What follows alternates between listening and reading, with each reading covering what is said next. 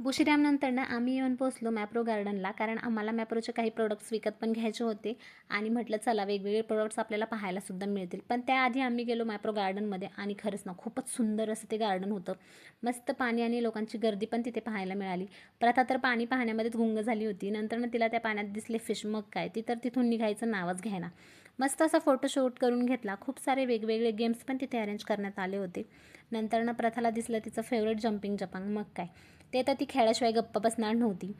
आणि या स्पॉटवरती तर फोटोशूटसाठी खूपच गर्दी जमा झाली होती. नंतर ना आम्ही गेलो मॅप्रोचे काही प्रोडक्ट पाहायला आणि खूपच छान आणि वेगवेगळे प्रोडक्ट होते. आतमध्ये मुलांसाठी चॉकलेट पिक करायचा गेमसुद्धा अरेंज करण्यात आला होता.